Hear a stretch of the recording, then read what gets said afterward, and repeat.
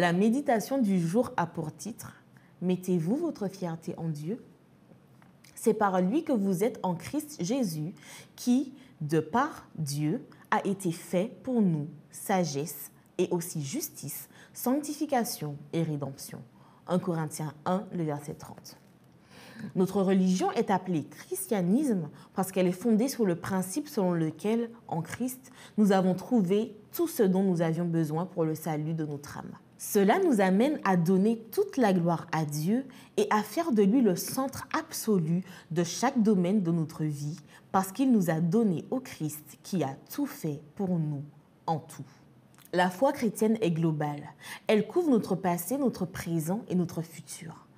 Elle donne la réponse aux grands questionnements de la vie et en Christ, elle fournit le nécessaire pour nos besoins. Notons ce que Paul dit sur ce que le Christ est devenu pour nous. Sagesse. En Christ, nous comprenons l'origine et le but de notre existence. Nous comprenons pourquoi les choses sont comme elles sont et nous savons où va ce monde. En Christ est donné le privilège de comprendre le plan de Dieu pour nous sauver et ainsi de pouvoir l'accepter. En Christ et grâce à l'œuvre de son esprit en nous, nous apprenons à prendre des décisions pour vivre selon la volonté de Dieu.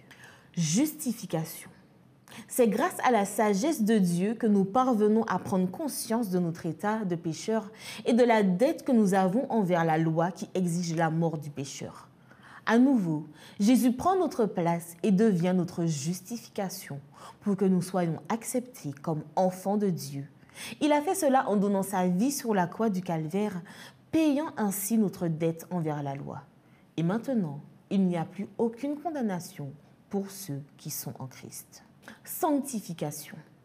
Sachant que s'il payait la dette, mais nous laissait suivre seul notre chemin, nous retomberions sous la domination du péché, Dieu a fait en sorte que le Christ soit aussi notre sanctification. C'est-à-dire la force, la motivation, le pouvoir et la garantie que nous demeurerions fidèles et persévérants jusqu'à la fin. Ainsi, le Christ non seulement nous donne une nouvelle vie, mais nous aide lui-même à vivre pour sa gloire. Après cela, qui pourra empêcher le Seigneur de sauver ces personnes pour qui il s'est tant investi? Je rejoins l'apôtre Paul, que le fier mette sa fierté dans le Seigneur. 1 Corinthiens 1, le verset 31. Et vous, mettez-vous votre fierté en Christ ?